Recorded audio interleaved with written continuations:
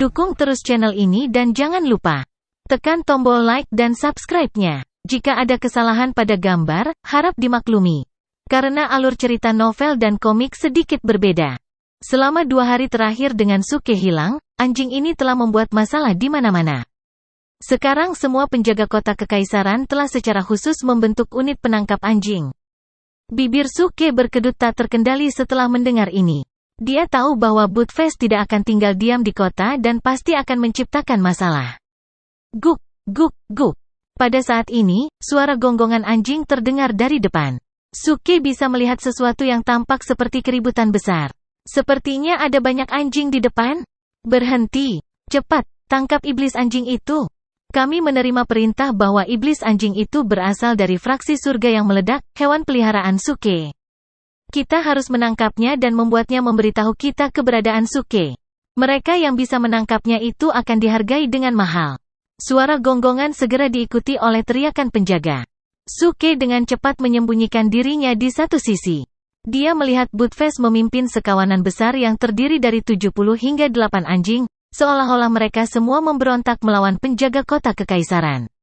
Kenapa kalian semua mengejarku? FCK, kalian sekelompok semut? Siapa yang kau sebut hewan peliharaan penipu itu? Dia bahkan tidak cocok untuk menjadi hewan peliharaan manusiaku. Berapa kali aku harus memberitahumu pion kecil itu? Dewa ini adalah serigala? Serigala, apa kau tahu itu sekarang? Serigala, yang melolong. Di antara sekawanan anjing, hanya Buttfast yang menggunakan kedua kaki belakangnya untuk berlari. Sementara dia berlari, dia juga berbalik untuk melecehkan penjaga yang mengejarnya. Air liur berceceran di mana-mana. Jika dewa ini tidak mencapai momen penting kultivasi di mana saya tidak bisa lagi mengambil nyawa, kalian semua pasti sudah mati ratusan kali. Apakah Anda tahu itu? Buttfast berteriak saat dia berdiri di antara sekawanan anjing, terlihat sangat mengintimidasi. Hentikan omong kosongnya. Hari ini kami akan mengambil nyawa anjingmu. Teman-teman, kelilingi sekawanan anjing ini. Bunuh mereka semua. Setan anjing, awasi serangan ini. Para penjaga dipimpin oleh seorang kapten dengan kultivasi tahap transformasi bayi tingkat 1. Dia mengeksekusi seni keterampilan atribut logam. Segera, pedang yang tak terhitung jumlahnya muncul dan meluncur lurus ke arah Buttfast. Aduh, Buttfast telah dipukul, dan dia sangat marah. Dia tahu bahwa situasinya tidak optimis dan dia berteriak kepada sahabat anjingnya, anjing kecilku. Lindungi dewa ini dari serangan. Lindungi, aku. Dewa ini masih perlu pergi ke makam kekaisaran untuk menyelamatkan dunia. Bocah penipu sialan itu, jika dewa ini melihatmu, aku akan melawanmu 900 kali. Guk, guk, guk. Dan tiba-tiba, setelah mendengar perintah itu, anjing-anjing dari seluruh kota berkumpul di Buttfast dan mulai berlari ke arah penjaga dan menggigit mereka. Buttfast dengan cepat menyelinap pergi selama situasi kacau. TSK, CK. Buttfast ini, gumam Suke pada dirinya sendiri. Dia sangat lemah. Dia selalu dipukuli dan tidak membalas. Dia masih memiliki keberanian untuk mengatakan bahwa dia tidak bisa mengambil nyawa, ketika beberapa hari yang lalu dia merampas pembunuhanku. Buttfast, kenapa kamu tidak mengatakan kamu tidak bisa mengambil nyawa kalau begitu?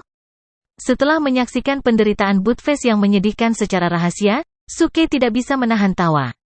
Dia merasa malu dengan karakter Buttfast, dia pengecut, namun tetap ingin bersikap tegar. Buttfast jelas merupakan makhluk kuat yang memiliki tubuh kuat. Tidak peduli seberapa keras dia dipukul, dia tidak akan mati. Namun dia takut akan rasa sakit dan itu memalukan. Ini sudah cukup bagiku. Kontes makam kekaisaran dimulai. Aku harus bergegas dan bertindak tegas. Astaga! Suke terlalu malas untuk repot dengan Buttfast. Dia melompat ke langit dengan keterampilan gerakannya.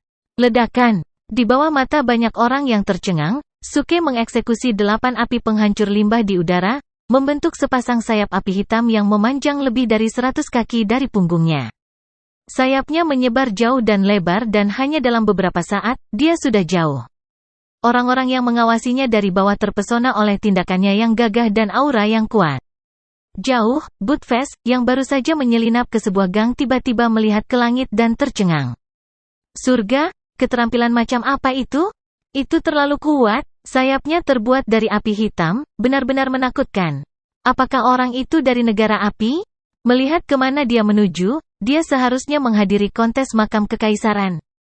Ayo cepat dan pergi ke sana juga untuk memeriksa siapa pria kuat itu. Tampilan belakang pria itu sangat mirip dengan pria muda yang memanggang sayap ayam malam itu. Ayo, kita harus pergi dan melihat. Banyak pembudidaya mempercepat. Beberapa bepergian dengan pedang terbang, beberapa mengendarai kereta ilahi, tetapi semuanya menuju makam kekaisaran. Pada saat yang sama, pintu masuk makam kekaisaran sudah dipenuhi orang. Selain para kultivator yang datang untuk berpartisipasi dalam kontes, ada orang lain yang datang ke sini untuk menonton. Ada juga penjaga yang tak terhitung jumlahnya yang menjaga makam kekaisaran dan menjaga hukum dan ketertiban. Jelas, kontes makam kekaisaran adalah acara yang sangat penting. Semua orang tahu bahwa kontes ini akan sangat berarti bagi para pangeran yang bersaing untuk posisi putra mahkota. Tidak diragukan lagi persaingan akan memanas, dan kecelakaan bisa saja terjadi. Oleh karena itu, lebih banyak penjaga telah dikirim ke makam kekaisaran dengan harapan menghindari atau mengurangi jumlah korban.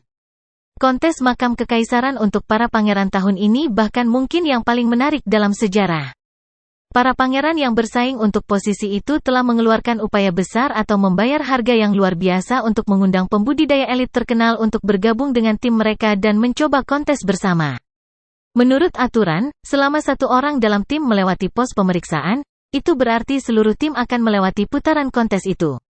Jadi, di setiap tim, pada dasarnya ada satu atau dua orang yang memiliki keterampilan yang cocok untuk pos pemeriksaan tertentu. Beberapa sangat mahir dalam mengendarai kereta ilahi sedangkan beberapa pandai menempa senjata. Bahkan ada para elit dalam acara tersebut yang namanya terkenal namun hampir tidak pernah terlihat oleh publik. Di satu sisi, ini adalah pertemuan para elit. Lihat, itu Zhang Lin yang terkenal sebagai raja kereta terbesar di dunia. Semua orang memanggilnya Raja Kereta Zhang. Keahliannya dalam mengendalikan kereta dewa sangat tepat di atas surga. Bahkan Raja Kereta Zhang ada di sini, dan dia berdiri bersama dengan pangeran kedua. Dia pasti ada di sini untuk membantunya. Tunggu, lihat tim pangeran ke-8. Wah, itu Ghost of Divine Chariot, Qi Yunfei. Dia juga ada di sini? Kekuatan jiwa orang ini sangat kuat. Saya pernah mendengar bahwa keterampilannya sama sekali tidak kalah dengan Chariot King Zhang. Bukan itu saja, lihatlah ke sana pada Pangeran Sulung, ada juga seseorang yang kuat. TSK, ini Gao Qiaojie. Jenius nomor 1 dari Paviliun Harta Karun Roh. Kereta ilahi orang itu adalah yang terbaik di negara logam. Dikatakan sebagai harta paling berharga dari Paviliun Harta Karun Roh. Jika dia ada di sini, bagaimana orang lain akan memenangkan perlombaan melawannya? Ini baru putaran pertama kontes dan sudah ada begitu banyak elit dan jenius berbakat. Saya tidak sabar menunggu kontes dimulai. Saat kerumunan menemukan identitas para elit dan jenius terkenal, mereka menjadi penuh dengan antusiasme. Tetapi segera, beberapa orang memperhatikan kesulitan pangeran ketiga dan menjadi bingung. Hei, lihat tim pangeran ketiga, tidak ada ahli dengan dia yang tampaknya cocok untuk menangani putaran pertama. Saya mendengar bahwa pangeran ketiga telah mencari bantuan dari Suke dari fraksi surga yang meledak. Rupanya orang itu sangat kuat dan efisien dalam mengendalikan kereta dewanya. Saya dengar dia memiliki kereta dewa yang bahkan bisa berubah. Tapi bukankah orang itu hilang? Selama 2 hari terakhir, pangeran ketiga dan putri ketujuh telah mencarinya, tetapi tidak berhasil. Sepertinya pangeran ketiga dirugikan kali ini? Ya, meskipun ada kuota tetap untuk memasuki makam kekaisaran, kontes kali ini benar-benar tentang memperebutkan posisi putra mahkota. Tim akan mengumpulkan poin sesuai dengan peringkat mereka di setiap pos pemeriksaan. Pangeran yang timnya memiliki poin terbanyak akan menjadi putra mahkota. Sepertinya pangeran ketiga telah kalah tanpa perlawanan. Banyak orang menggelengkan kepala dengan penyesalan. Jika tim tersebut gagal mendapatkan peringkat yang bagus pada babak ini, maka akan sulit untuk menutup jarak dengan tim pemenang di kemudian hari. Itu berarti pangeran ketiga akan kehilangan kesempatannya untuk mendapatkan gelar. Pada saat itu, pangeran ketiga dan putri ketujuh terbakar dengan kecemasan. Selama 2 hari, mereka telah mencari Suke. Tapi tidak ada yang tahu keberadaannya. Dari apa yang mereka kumpulkan, penampilan terakhir Suke adalah di istana tempat dia menculik seorang Kasim, tetapi tidak ada jejaknya setelah itu. Orang ini, kemana dia pergi? Komentar pangeran ketiga yang bermasalah. Dia telah mendengarkan saran putri ketujuh selama 2 hari terakhir dan menaruh harapannya pada Suke. Dia juga menggunakan otoritasnya untuk menentang Sekte Pedang Giok. Itulah alasan mengapa pemberitahuan yang diinginkan Sekte Pedang Giok untuk Suke belum mencapai kota kekaisaran. Namun, Suke telah menghilang. Ini membuatnya sangat gelisah dan stres. Dia punya perasaan bahwa dia telah menderita kerugian ganda. Alis putri ketujuh berkerut, matanya penuh kegelisahan. Menurut mata-mata kami, sang putri berbicara dengan nada lembut, Tuan Muda Su tampaknya telah memasuki istana dan membuat saudara kedua sangat marah sehingga banyak orang mendengar aumannya yang marah. Sayangnya, informasi diblokir, dan tidak ada yang tahu apa yang sebenarnya terjadi. Mungkinkah Suke telah dibunuh secara brutal oleh saudara kita yang kedua? Seru seorang pangeran. Putri ketujuh menggelengkan kepalanya dengan ringan. Itu seharusnya tidak mungkin. Dengan kekuatan Tuan Muda Su, dia tidak akan pernah dijatuhkan dengan mudah tanpa membuat keributan. Kemana dia pergi kalau begitu? Pangeran lain bertanya dengan ragu. Mungkinkah orang lain menawarkan sesuatu yang lain kepadanya sebagai ganti ketidakhadiran hari ini? Hati para pangeran langsung tenggelam setelah mendengar itu. Inilah yang paling mereka khawatirkan. Putri ketujuh, bagaimanapun, sangat tenang. Dia menjawab dengan serius, dengan pemahaman saya tentang Tuan Muda Su, dia bukan orang seperti itu. Kakak ketujuh, kamu hanya berbicara dengannya beberapa kali. Bagaimana kamu bisa mempercayainya dengan mudah? Tepat sekali, tidak mungkin menilai hati seorang pria dari wajahnya. Suke tentu saja tidak sesederhana yang Anda pikirkan. Lihat saja anjingnya dan kamu akan tahu. Jika hewan peliharaannya seperti itu, pemiliknya tidak akan terlalu berbeda. Anjing itu telah membuat banyak masalah selama 2 hari terakhir. Dan setiap kali anjing itu mencapai apa yang diinginkannya. Dia kabur begitu saja. Seluruh kota kekaisaran berantakan sekarang. Para pangeran membantah kata-kata sang putri dan menggelengkan kepala. Mereka merasa bahwa meminta bantuan Suke adalah sebuah kesalahan. Pangeran ketiga menghela nafas. Jika Suke tidak datang untuk kontes, dia akan benar-benar kehilangan banyak waktu. Putri ketujuh terdiam mendengar kata-kata saudara laki-lakinya karena dia juga terganggu oleh hilangnya Suke. Meskipun dia percaya pada Suke, ada banyak hal di dunia yang bergantung pada hasil. Jika Suke mendukungnya hari ini, itu sama saja dengan menghancurkan harapan kakak ketiganya untuk putra mahkota. Ledakan. Namun, saat itu, tiba-tiba, suara guntur yang teredam terdengar dari langit, memperingatkan semua orang di tempat kejadian. Semua orang melihat ke langit. Mereka melihat sosok dengan sepasang sayap besar yang menyala yang membentang lebih dari 10 kaki panjangnya. Petir menyambar di kaki orang itu. Mereka menuju ke makam kekaisaran.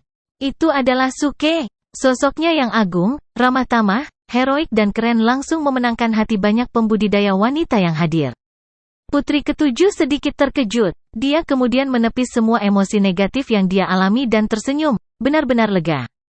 Dia masih mengenakan kerudung sehingga tidak ada yang bisa melihat wajahnya, tetapi mereka bisa melihat senyum lembut.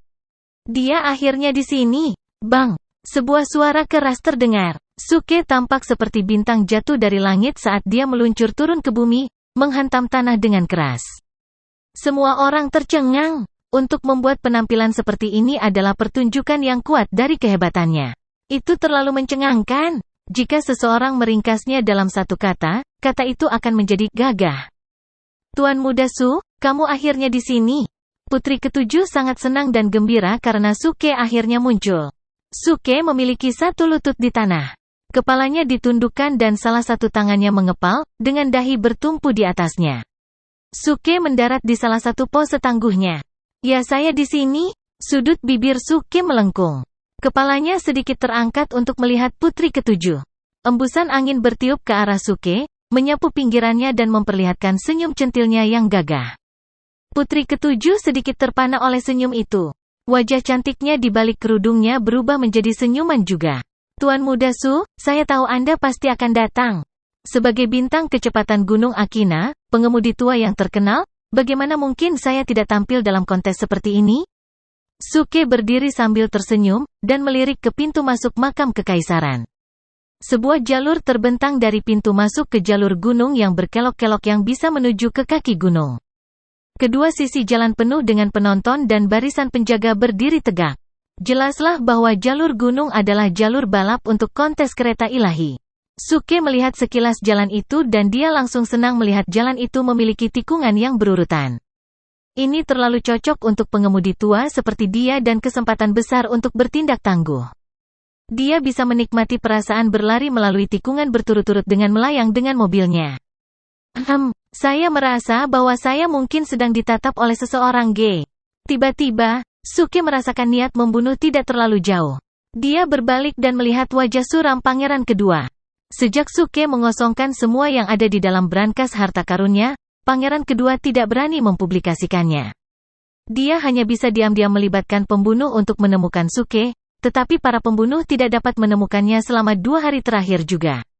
Sekarang Suke telah muncul, pangeran kedua tidak dapat menahan keinginannya untuk membunuhnya.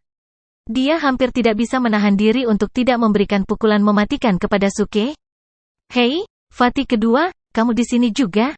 Suke segera menyapa pangeran kedua dengan hangat. Apakah kamu tidur nyenyak beberapa hari terakhir? Ya ampun, kamu terlihat lebih kurus sekarang. Apakah kamu tidak memiliki nafsu makan yang baik? Apakah kamu sangat miskin sehingga kamu tidak punya cukup makan? Mungkin, aku akan membantumu mengajukan bantuan sosial? Bagaimana suara 5 akun untuk Anda? Jadi setiap bulan Anda akan mendapatkan jumlah minimum beberapa tael perak? Kata-kata ini hampir membuat pangeran kedua memuntahkan seteguk darah. Apa-apaan? Anda mengosongkan brankas harta saya dan mengobrak-abrik kamar saya. Bagaimana saya masih bisa makan dan tidur nyenyak? Halo, saya seorang pangeran. Mengapa saya membutuhkan bantuan sosial? Apakah Anda berpikir bahwa apa yang Anda lakukan adalah sesuatu yang dapat diselesaikan dengan beberapa tael perak? Sial, tunggu saja. Aku tidak akan beristirahat sampai kamu mati. Pangeran kedua menatap Suke dengan sangat ganas sehingga pembuluh darah mulai muncul di dahinya.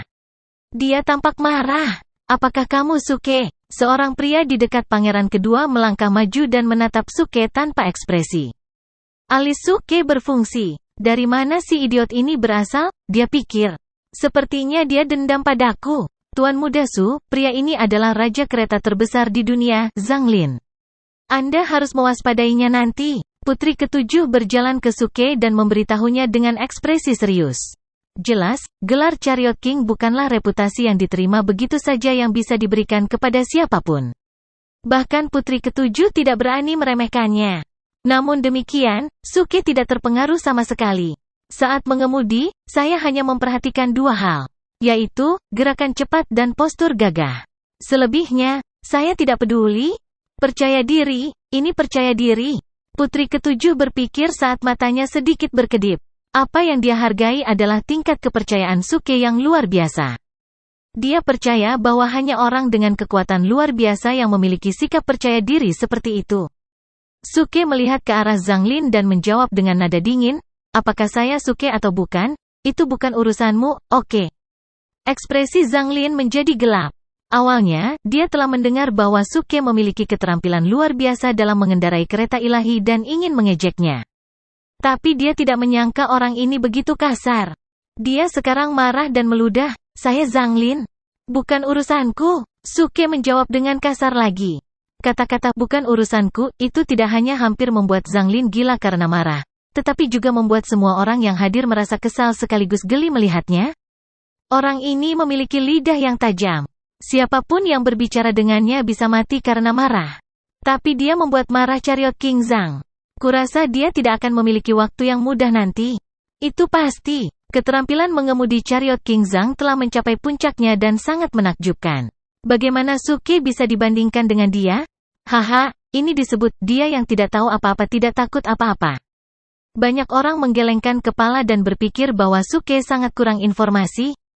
Bahkan pangeran ketiga dan kelompoknya yang berdiri di belakang putri ketujuh memasang ekspresi meragukan di wajah mereka. Apakah orang ini benar-benar dapat diandalkan? Entah bagaimana aku merasa dia agak tidak bisa diandalkan. Mengapa kita tidak mengirim lebih banyak orang untuk putaran pertama? Untuk jaga-jaga, saran para pangeran yang mendukung saudara ketiga mereka. Pangeran ketiga tenggelam dalam pikirannya sejenak. Lalu dia membuka mulutnya, hendak berbicara. Boom! Suara menderu tiba-tiba terdengar dari kejauhan, diikuti oleh suara tajam dan jelas yang menembus langit. Itu bisa terdengar di seluruh lingkungan makam kekaisaran. Petik 2 titik. Kaisar tiba. Ketika semua orang mendengar ini, mereka menjadi kaku dan langsung terlihat formal dan serius. Astaga! Semua penjaga berlutut di tanah. Semua pembudidaya memberi hormat dengan menangkupkan satu tangan di tangan yang lain di depan dada mereka dan membungkuk. Hidup Kaisar Logam! Teriakan memekakkan telinga dari kerumunan bergema ke langit. Kontes makam kekaisaran tidak hanya melibatkan penggalian vena naga, tetapi juga memperebutkan posisi putra mahkota. Kaisar Logam harus berada di sana secara pribadi untuk memimpin acara tersebut. Namun, penampilan Kaisar yang agung sebenarnya memberi Suke beberapa pemikiran untuk menjadi seorang kaisar. Ini karena dia akan mendapatkan banyak poin tangguh bertindak jika dia tampil seperti itu sebagai kaisar. Ledakan. Dengan suara keras lainnya, lebih dari 10 kereta ilahi terlihat melaju di sekitar kaki bukit. Salah satunya adalah emas, berkilau dan bermartabat. Segera, semua kereta ilahi berhenti di kaki gunung. Seorang pria parubaya melangkah keluar dari kereta emas. Dia memiliki wajah yang lembut dan elegan, namun ada aura yang bermartabat dan mengesankan tentang dirinya yang terasa alami. Suke juga bisa merasakan aura agung alami dari Kaisar Logam. Kaisar memiliki wajah persegi. Dia mengenakan mahkota emas dan gaunnya disulam dengan naga. Banyak orang tidak berani menatap langsung ke mata Kaisar karena auranya yang megah. Selain itu, Kaisar Logam memancarkan perasaan yang tidak pernah pudar bahwa dia telah hidup selama bertahun-tahun, meskipun memiliki penampilan yang agak muda. Itu membuat orang merasakan gelombang rasa hormat yang tidak disengaja untuknya. Seolah-olah dia adalah seorang Buddha yang khusyuk yang telah mengalami banyak perubahan hidup. Matanya juga penuh dengan kebijaksanaan dan tampaknya memiliki pengetahuan yang mendalam. Suke hanya melakukan kontak mata singkat dengannya. Tepat pada saat itu, dia merasa seolah-olah dia dilihat langsung. Rasa bersalah muncul dalam dirinya. Tidak diragukan lagi, itu adalah Kaisar Negara Logam, seorang pria dengan pemikiran modern dan maju. Setelah melihat Kaisar beberapa kali lagi, Suke memberikan senyum yang menyenangkan. Berbeda dengan Kaisar Api, kesan pertama yang diberikan Kaisar Logam kepada Suke adalah bahwa dia adalah penguasa yang jauh lebih baik. Beginilah seharusnya seorang kaisar, dia pikir. Ledakan. Pada saat itu, beberapa suara keras lagi terdengar. Kelompok lain dari beberapa kereta ilahi terlihat dari kaki gunung. Suara yang tajam, jernih dan keras itu terdengar sekali lagi. Si permaisuri janda tiba. Semua orang di sana terkejut. Bahkan janda permaisuri ada di sini? Memang, kontes makam kekaisaran tahun ini tidak sesederhana itu. Janda permaisuri telah lama tinggal di istana. Umumnya, selain upacara besar seperti upacara leluhur, dia hampir tidak pernah meninggalkan istana. Justru penampilannya menunjukkan betapa pentingnya kontes makam kekaisaran. Salam, Yang Mulia. Semua orang menyambutnya dengan keras dan membungkuk serempak untuk menunjukkan rasa hormat mereka. Namun, ketika kereta surgawi janda permaisuri tiba di kaki gunung, dia tidak keluar dari kereta surgawinya. Semua orang kaku dan tidak berani bergerak atau berbicara. Setelah beberapa napas, suara wanita yang jernih, dewasa dan agung terdengar. Kamu bisa bangkit? Terima kasih, Yang Mulia. Sekali lagi, semua orang menjawab dengan keras serempak dan pada saat yang sama. Mereka juga sampai pada kesimpulan bahwa seseorang yang mulia seperti janda permaisuri tidak akan menunjukkan wajahnya dengan mudah di depan umum. Tapi Suke tidak senang tentang itu. Awalnya ketika dia mendengar bahwa janda permaisuri dari negara Logam telah tiba, dia langsung penasaran dengannya. Ini karena Kasim itu telah mengungkapkan bahwa janda permaisuri secantik peri, dan cukup cantik untuk menyebabkan jatuhnya sebuah kota atau negara bagian. Suke ingin mencari tahu apakah ini benar. Kalau tidak, mengapa pangeran kedua begitu sesat untuk diam-diam mengumpulkan ikat pinggang wanita tua itu? Tapi sekarang, janda permaisuri sedang duduk di dalam kereta ilahi yang tertutup sepenuhnya, dan tidak keluar. Sial, kamu terlalu memamerkan senioritasmu, menyesalkan Suke di kepalanya. Anda pasti sangat jelek sehingga Anda tidak bisa ditampilkan. Matanya tertuju pada kereta ilahi, seolah-olah dia mencoba melihat menembus dinding ke dalam. Namun demikian sangat disayangkan karena kereta surgawi janda permaisuri benar-benar dilindungi dari mengintip. Bahkan ketika Suke mencoba menggunakan kekuatan jiwanya untuk mencoba melihat ke dalam kereta ilahi, dia dihalangi oleh jenis kekuatan khusus yang mengelilingi kereta itu. Di dalam kereta surgawi janda permaisuri, seorang wanita anggun dan seksi, juga mengenakan kerudung seperti putri ketujuh, sedang menonton apa yang terjadi di luar. Dari bagian luar kereta ilahi, semuanya tampak tertutup sepenuhnya, tidak ada yang bisa melihat apa yang ada di dalamnya. Namun dari bagian dalam kereta, segala sesuatu di luar bisa terlihat dengan jelas. Rupanya, wanita ini adalah janda permaisuri bangsa logam. Meskipun dia mengenakan kerudung dan orang tidak dapat membedakan fitur wajahnya, watak di matanya mengungkapkan seorang wanita dewasa, menawan dan cantik. Di balik kerudungnya, bibirnya bergerak lembut, sepertinya berkomunikasi dengan seseorang dalam pikirannya melalui kekuatan jiwa. Di luar kereta ilahi, ada beberapa kasim yang mengikuti seluruh prosesi kekaisaran. Ada seorang kasim yang berdiri di salah satu sudut dengan kaku dan pendiam. Mulutnya juga bergerak ringan, saat dia berkomunikasi dalam pikirannya. Yang mulia, pelayan yang rendah hati ini telah tiba. Buka matamu lebar-lebar dan temukan pria itu. Aku ingin melihat siapa yang begitu berani sehingga dia berani menerobos masuk ke istana sendirian, mencoba mencari tahu lokasi kamarku dan bertanya tentang penampilanku. Kasim itu menggigil ketika dia mendengar nada dingin dari suara yang terdengar di kepalanya. Dia dengan cepat menjawab, "Ya," dan mulai mencari pria di antara kerumunan besar, satu persatu. Banyak pembudidaya datang untuk menonton acara tersebut. Ada banyak peserta dalam kontes makam kekaisaran yang telah membentuk tim mereka sendiri. Kasim ini memiliki tingkat kultivasi yang rendah, jadi dia hanya bisa perlahan mengamati para pembudidaya satu persatu, dan mulai sedikit terpesona dan bingung. Karena itu, dia tidak dapat menemukan Suke dalam waktu singkat. Pada saat yang sama, Kaisar Negara Logam telah pindah ke area yang ditentukan di kaki gunung. Dia duduk tegak di mana kursi kerajaannya telah ditempatkan. Dia memeriksa area itu, lalu menatap Kasim tua di sampingnya dan sedikit mengangguk. Ini berarti kontes bisa dimulai sekarang. Kasim tua itu maju selangkah dan dengan suaranya yang bernada tinggi, dia berteriak, "Kaisar telah memerintahkan agar kontes makam kekaisaran secara resmi dimulai. Semua kontestan harap berkumpul dengan cepat di kaki gunung dan membuat persiapan yang diperlukan." Babak pertama adalah kontes kereta ilahi. Setiap tim hanya dapat mengirim 3 anggota untuk berpartisipasi. 50 orang pertama yang menyelesaikan lomba akan maju ke babak berikutnya. Siapapun yang melebihi batas waktu membakar dupa, atau tidak termasuk di antara 50 teratas, akan dieliminasi. Astaga, astaga, astaga. Saat Kasim tua menyelesaikan kalimatnya, sekitar 10 kilatan lampu melesat turun dari atas ke kaki gunung. Tidak diragukan lagi, kilatan cahaya ini adalah kontestan untuk putaran pertama. Kekuatan dan tingkat kultivasi para kontestan ini tidak lemah. Yang memiliki kultivasi terendah adalah kultivator tahap bayi asli tingkat 5. Banyak dari kontestan ini memiliki kekuatan jiwa yang kuat juga, yang berarti bahwa mereka pandai mengendalikan kereta dewa melalui mantra spiritual. Orang-orang ini bergerak cepat dan sangat cerdas. Mereka ingin merebut posisi awal yang menguntungkan sehingga mereka akan memiliki keuntungan dalam perlombaan. Setiap detik dihitung. Namun, ada cukup banyak orang yang tenang dan tenang.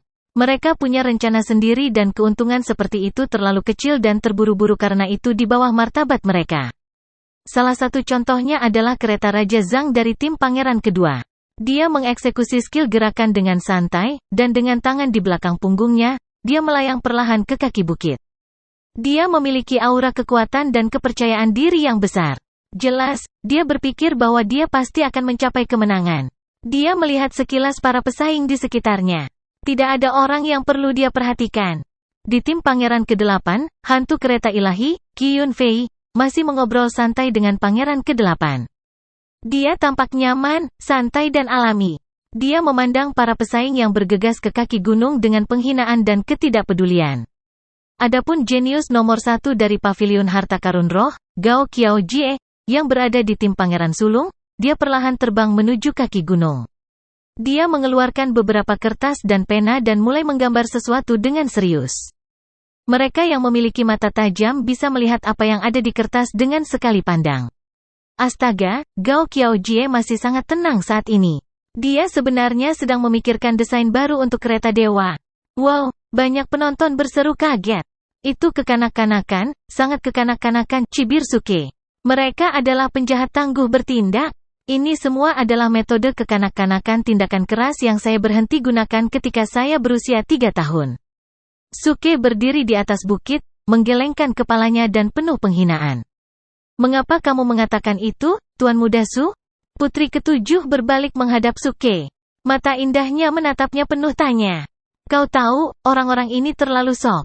Masing-masing dari mereka berusaha tampil super cool-headed. Jelas, mereka ingin semua orang melihat mereka, dan karena itu berusaha menjadi sorotan. Jenis perilaku mencari perhatian ini benar-benar tercela. Mari kita mengejek mereka bersama. Suke terlihat sangat serius dan mengutuk pencari perhatian, dengan nada tegas dan adil. Putri ketujuh berhenti sejenak, lalu terkekeh. Tuan Muda Su memiliki wawasan yang unik. Tetapi para pangeran berusaha menekan kedutan yang tak terkendali di sudut mulut mereka. Beberapa dari mereka tidak tahan untuk menonton atau mendengarkan percakapan. Ingin semua orang melihat mereka? Mencoba menjadi sorotan? Perilaku mencari perhatian? Saudara, orang yang paling menyukai sorotan tampaknya adalah Anda, bukan?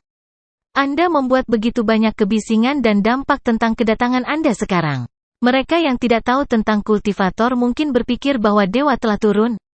Pahlawan Muda Su, jika Anda merasa bahwa mereka tidak melakukan sesuatu dengan benar, seorang pangeran tidak dapat menahan diri untuk bertanya, lalu mengapa Anda tidak bergegas turun gunung sendiri? Suke melambaikan tangannya dengan ringan dan menjawab, saya sangat menghargai kontes ini. Saya harus membuat beberapa persiapan terlebih dahulu. Kemudian dia menelepon sistem store dan membeli sesuatu dari kategori lain-lain.